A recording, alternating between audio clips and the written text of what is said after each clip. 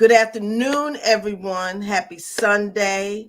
I hope you're all enjoying this fall, winter, spring, summer weather throughout the week. So it feels like winter today, but I hope everyone has a blessed Sunday. My guest today is returning guest, City Manager Regina Duffy, to give us some updates of what's going on in the city of Brunswick.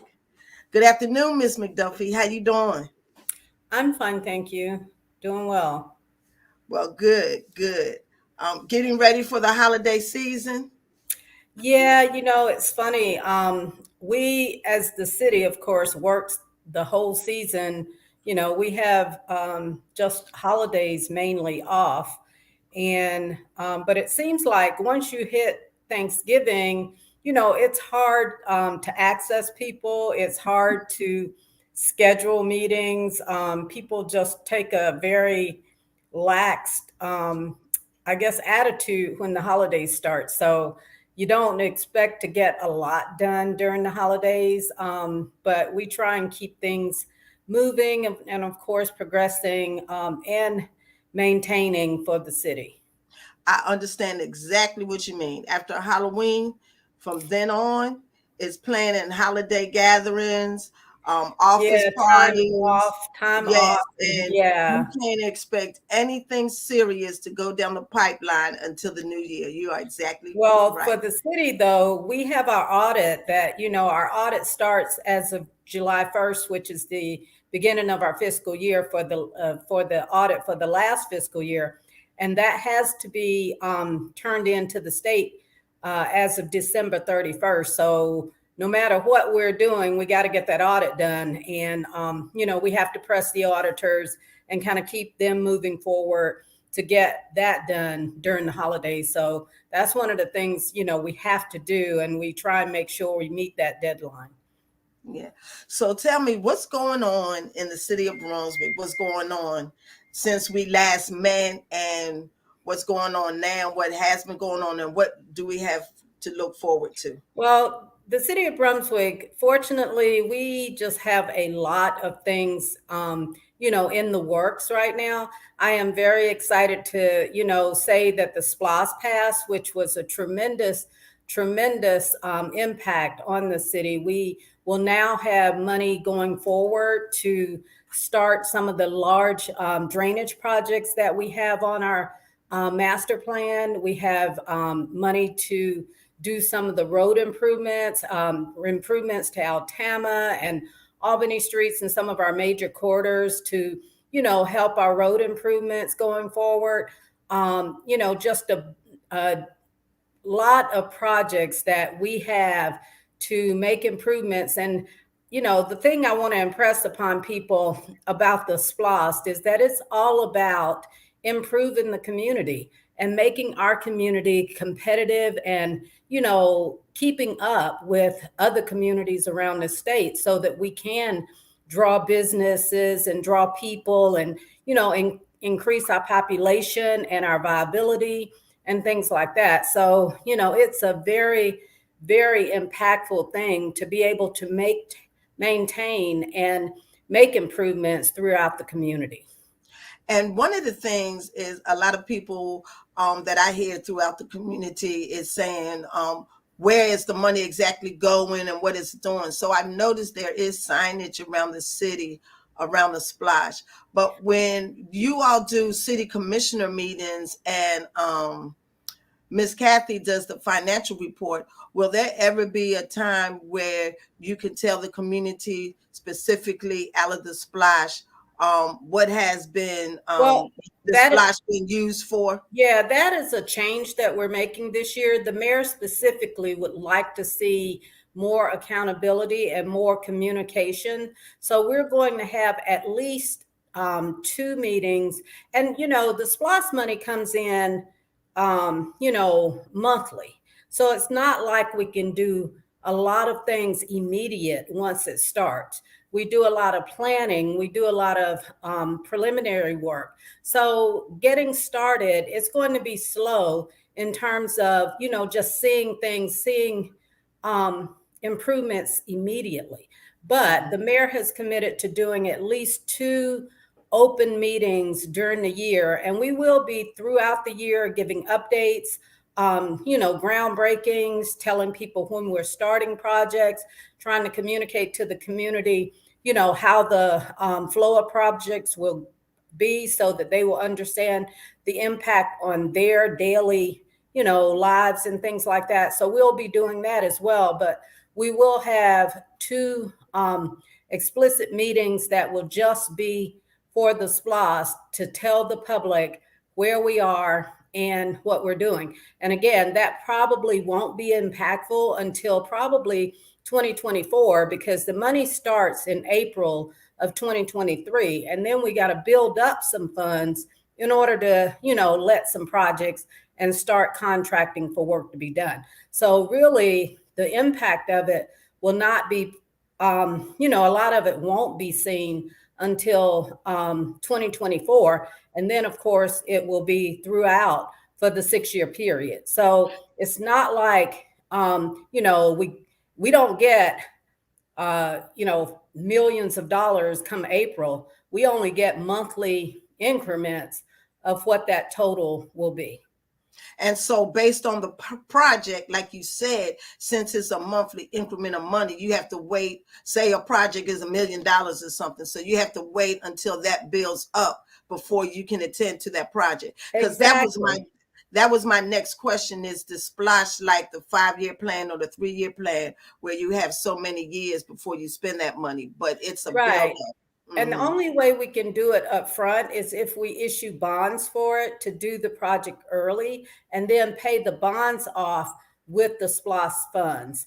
And I'm not sure, based on the state law, if that's, something that we can look at to get the projects done sooner or get them started sooner. But we also have, the city has funds that we have in our reserves. Of course, we have to be cognizant of, the fact that those funds are available to help us during hurricanes and things like that, for cleanup and that kind of thing. So we have to keep some of those funds set aside, but there may be, funds that we can use to kind of start projects and then pay those funds back through the SPLOST as it comes in. So we're going to try and work as many ways as possible to keep things moving and to not slow, any of the progress down.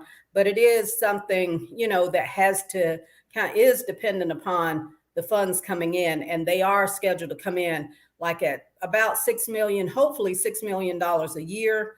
But then, it's going to be over time. So some of the projects won't get started until 3 years or 4 years down the road. So let's reiterate this: the splash dollars comes out when the city of Brunswick takes another penny out of our state taxes. Is that correct? Where does that Well, come actually, what happens is right now our taxes are at 6%, which is one of the lowest in the state. Most are at 8 or 9%. When the SPLOST goes into effect, we will have an additional penny on our taxes, which will be, when you go to buy groceries, and some groceries are exempt, but when you go to buy clothing or things like that, then that dollar, that 1% will be added onto your bill. And especially, a lot of this in restaurants, hotels, people coming into the community, that 1 penny will be added. Instead of 6%, it'll be 7%. And I think with the eSPLOST, we may be even moving to 8%. So, which is normal for the state. But that 1% will be added to purchases that are made, by everyone who in the community. And one of the good things that has changed over the last year is that the state has allowed for internet sales to be taxed with our sales tax as well. So when you buy on the internet, instead of it not being, because, people who buy stuff from outside of here that buy it here were not being taxed. Now it's being taxed. So we will get that revenue as well. Okay. And when you mentioned the eSplash, that's education splash. So is part of that 1% divided into the eSplash? No, it's an additional 1%. penny. So yeah, Okay. it's an additional penny. eSPLOS is totally separate from SPLOS. That's dedicated to education. It is, the school system uses that money for their improvements, for their buildings and that kind of thing. But that's an additional penny that's added on. And then the SPLOS penny is added on. So it's like two cents um, Right. of taxing that's Right. being added. But again, we are the lowest in the state. Most places are at 8%, 9% across the state.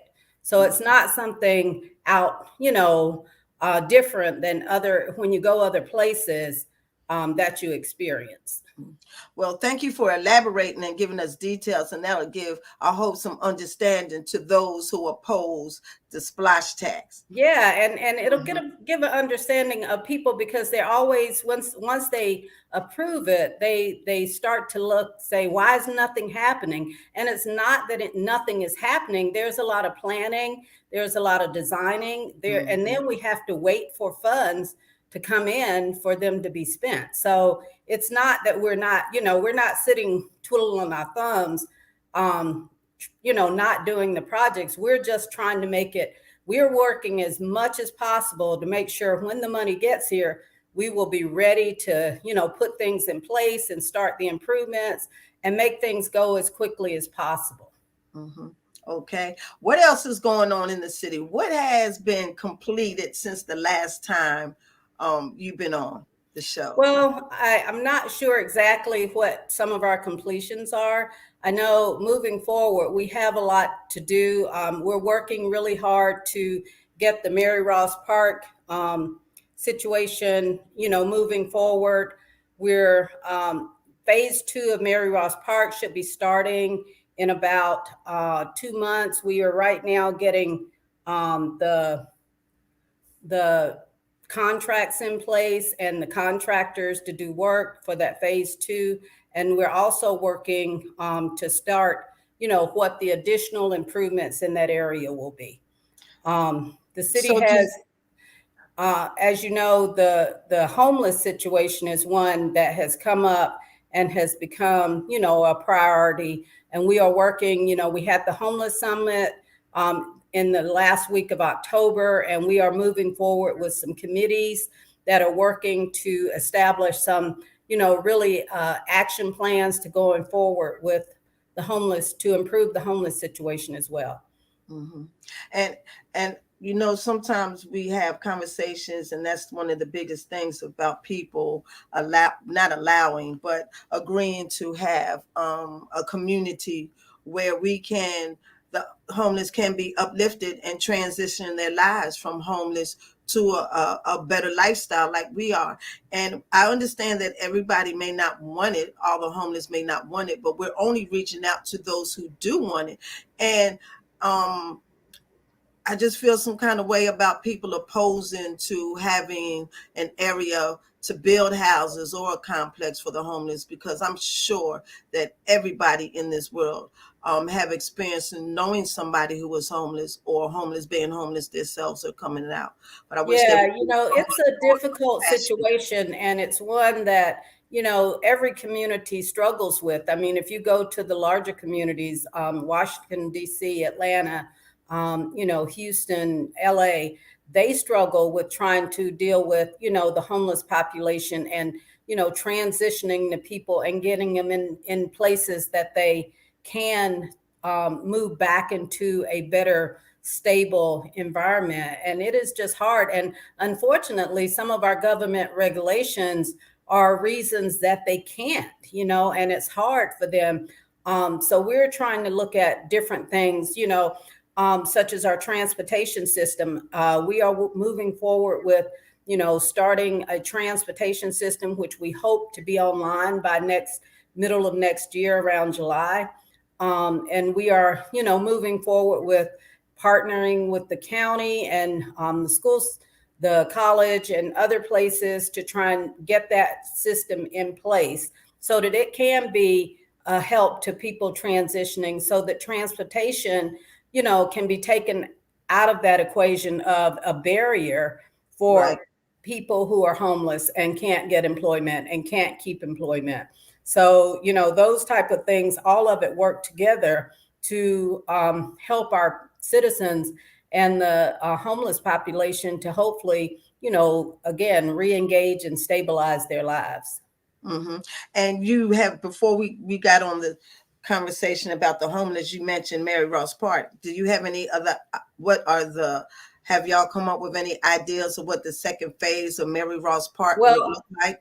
the second phase is just going to be some of the dock improvements, some of the areas around the park that's on the water, and down where the end of Gloucester Street. We're going to do kind of an upgrade of that particular area, the entrances to Mary Ross Park. The actual work in the park, we are still making decisions about what that particular um, final design will look like.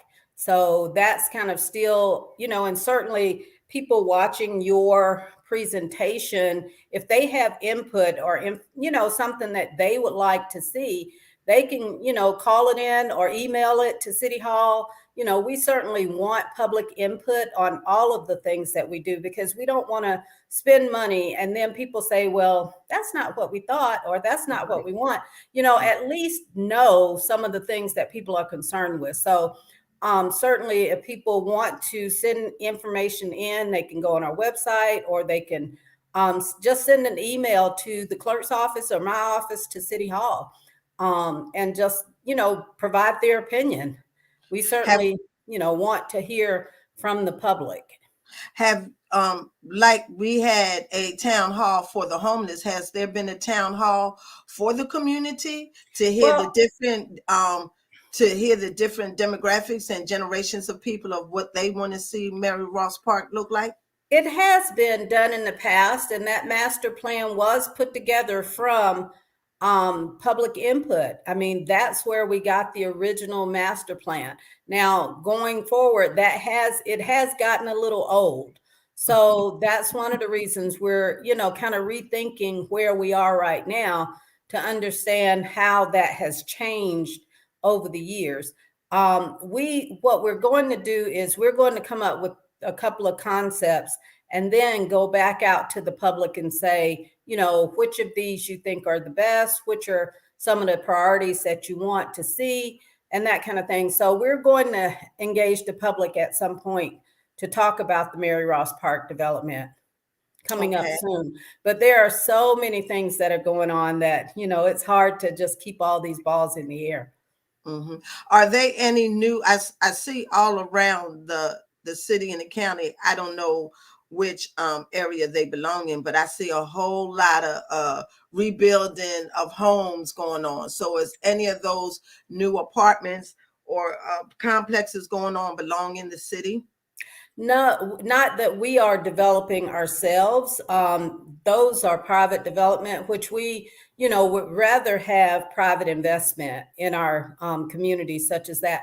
But going forward, we are going to start looking at how the city can help, continue the revitalization and the cleanup of some neighborhoods. There are some areas that we're going to be looking at, and maybe making some direct investment, for us to start saying, hey, we will come in and help, kind of get this house rebuilt or redone so that it can be sold to people.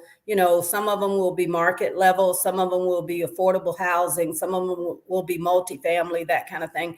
So we're going to, try and engage just to make sure that things are moving forward enough to clean up our community and to provide, better housing and more housing for our citizens. Okay. How is the Magnolia Park project coming along?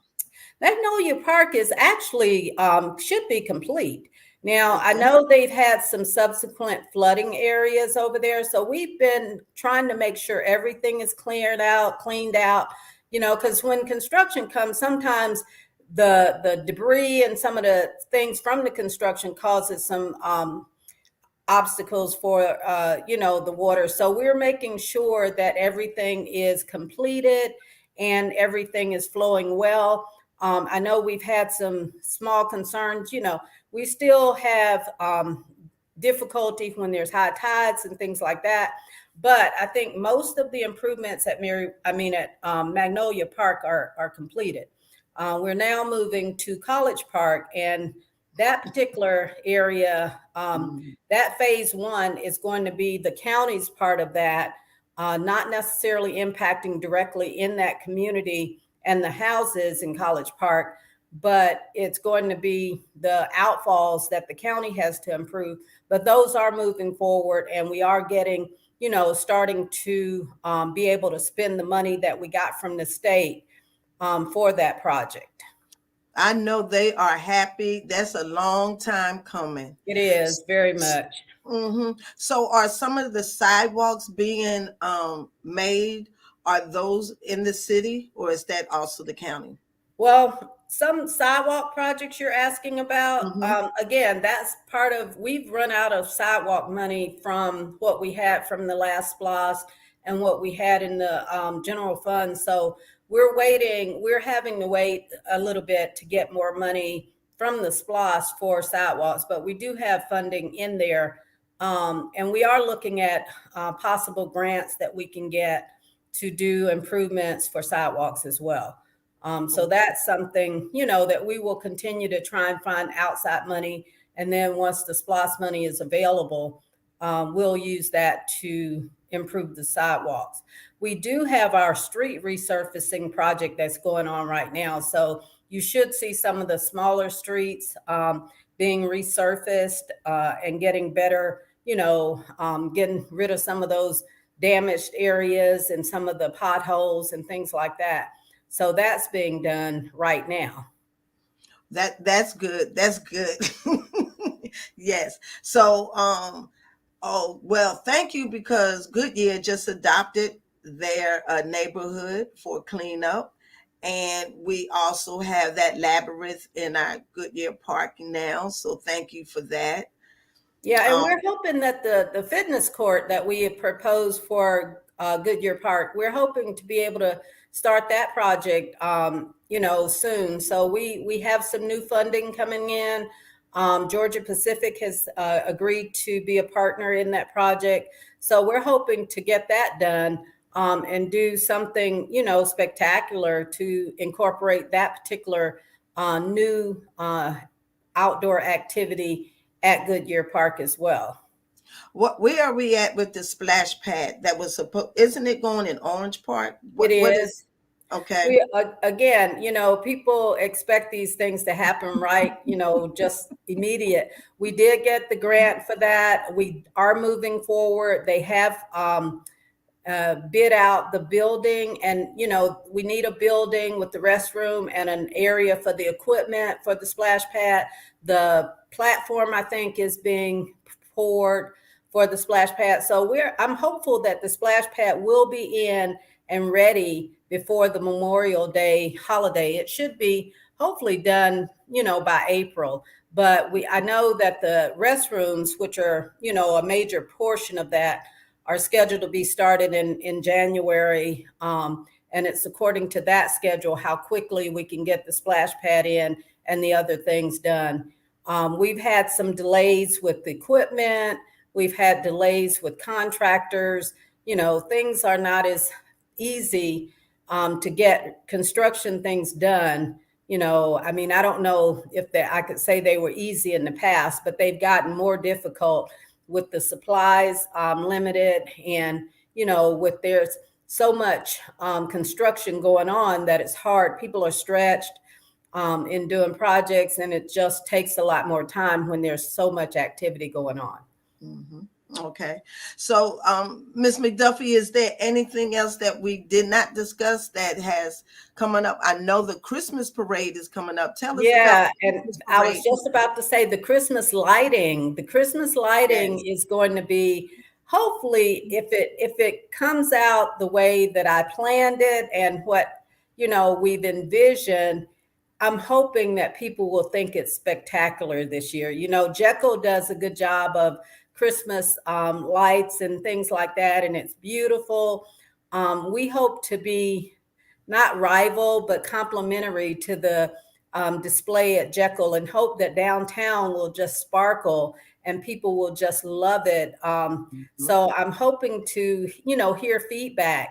The parade, I think, is, I want to say December it December 3rd. 3rd. Mm-hmm. Yes. Okay. But the Christmas tree lighting is going to be at the end of this week, coming up. Mm-hmm. So all Okay. of the Christmas lights should be in place and lit coming up this weekend, along with the Christmas tree lighting. Okay. And the Christmas parade is December 3rd at 5:30. It starts at Howell Coffin Park and ends up at Mary Ross Park. Yes. Okay. Well, Miss McDuffie, is there anything else that you have to give the households about what's going on in the community? Well, we are planning to take over recreation, so that's something that we're working on. Animal control has become, a great concern for some of the neighborhoods in the city, and we want to do a better job well, the county actually has control of that. However, we want to make sure that they are servicing the city properly and adequately. So we are going to have some conversations with the county about animal control. Those are some operational things that, we're working toward. We are, still working to rebuild our fire department, our police department, and we've had some good um, growth in terms of new people coming in to those particular areas of operation to help us, provide public safety. So we're very pleased with some of the progress that has been made operationally for the city. Again, transit is coming forth, recreation, public works is one that just keeps moving forward. But I think, I have to applaud our public works people for the efforts that they put forth in the last two storm preparations. They've done a fantastic job. And, I can't say enough about the work that we are getting from our city employees and how hard they work to do the right things and to make improvements and maintain, the city at this time. Okay. So thank you for the opportunity to talk about the city. Yes.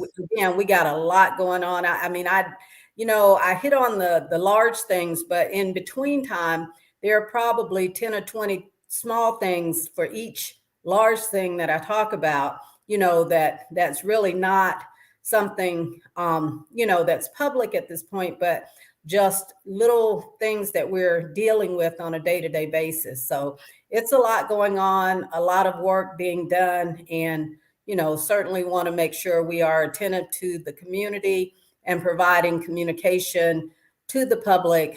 Please, keep the city Facebook page. We are keeping that updated, and trying to get everything out to the public as needed.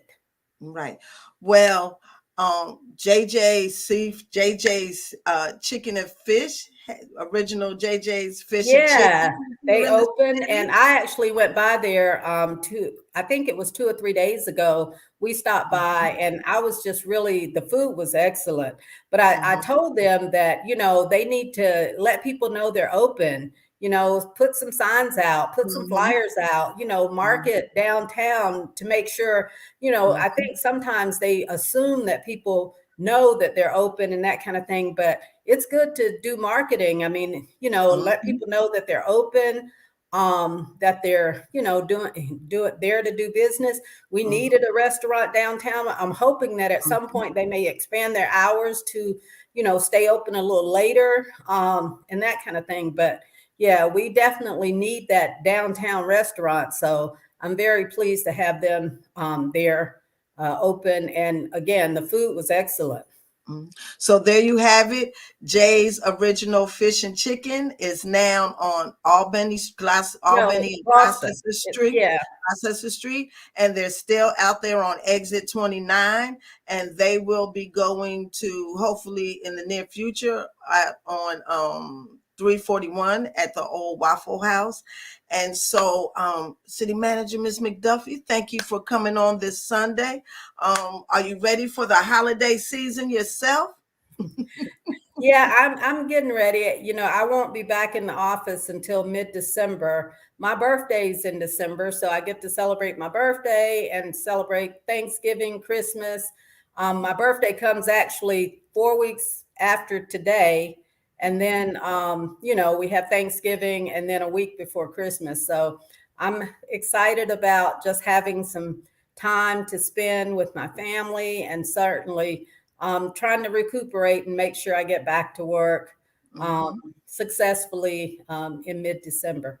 Well, if I don't see you by mid-December, happy birthday, happy holidays. Thank And you. Brunswick community, I want to say thank to all the businesses, individuals, organizations who are showing support to Craver's restaurant, Craver's Wings restaurant. They're going through an issue right now, but I see and hear through the community and on Facebook how everyone is pitching in and making them have a blessed transition. So thank you for stepping up when it's needed. I'm so proud of everyone for doing that.